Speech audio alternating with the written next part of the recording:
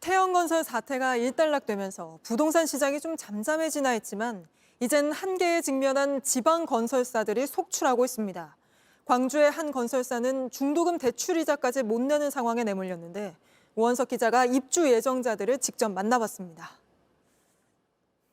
3년 전 중도금 대출 이자를 대신 내주겠다는 건설사 말을 믿고 아파트를 분양받은 이모 씨. 지난주 은행에서 날벼락 같은 문자를 받았습니다. 은행권으로부터 이제 문자가 받은 거예요. 이자 납입이 지연되고 있다. 수분양자들이 이자를 납입을 해야 된다. 건설사 측이나 이쪽에서는 별다른 얘기가 전혀 없었죠. 이자를 내기로 했던 건설사가 제때 이자를 지급하지 않자 화살이 입주 예정자들에게 돌아온 겁니다. 건설사가 내던 중도금 대출 이자는 한 달 약 70만 원 수준. 잔금을 치를 때까지 고스란히 입주 예정자들이 떠안아야 할 처지가 된 겁니다. 그나마 준공이라도 예정대로 된다면 다행이지만 현재로선 불투명합니다.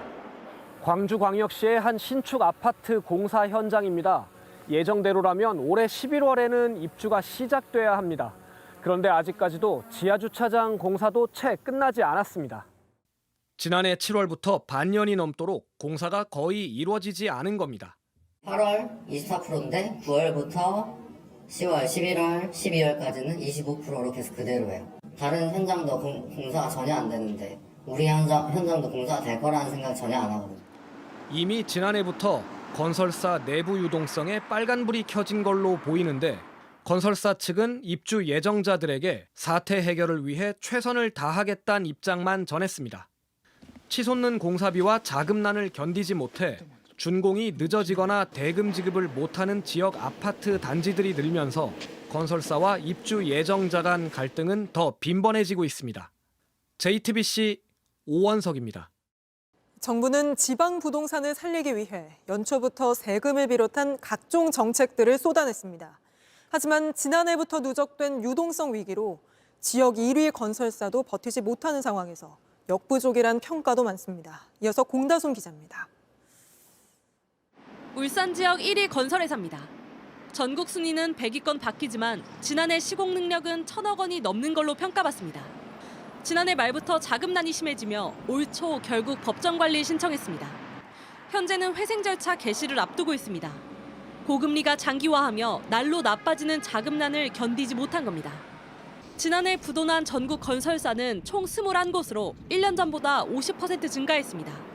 절반 이상이 지방 건설사인데 지난해 말엔 급증했고 올 들어서도 벌써 2곳이 부도났습니다. 정부는 지방 부동산을 살리기 위해 연초부터 세컨드홈을 포함한 대책을 쏟아냈습니다. 지역 경제 활성화 차원에서 주택 구입 인센티브, 관광 활성화, 외국인 유입 촉진 등 인구 감소 지역 부활 3종 프로젝트를 추진하겠습니다. 지난주엔 1주택자가 지방에서 준공된 미분양 아파트를 사면 각종 세제 혜택을 준다는 내용의 일시 부동산 대책도 내놨습니다. 하지만 현재 상황을 고려할 때 효과는 제한적일 거란 평가가 많습니다. 지역의 인프라가 썩 좋지 못하다든지 수도권과 오가기 어렵다든지 이런 경우까지 효과를 보기에는 좀 제한적일 수는 있을 것 같아요. 정부는 또 상반기에 역대급 SOC 예산을 풀기로 했지만 대부분 다세대 연립주택을 짓는 지방 건설사의 특성을 고려할 때 획기적인 지원책이 되기 어렵다는 지적도 나옵니다. JTBC 공다솜입니다. 시공능력 업계 16위 태형건설이 채권단 75%의 찬성으로 워크아웃에 들어가게 됐습니다. 중대형 건설사가 워크아웃에 들어가는 건 2012년 쌍용건설 이후 12년 만입니다.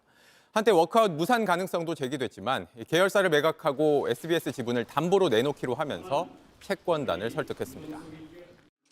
금융당국은 태형건설이 워크아웃을 신청한 지 1시간여 만에 브리핑을 열고 진화에 나섰습니다.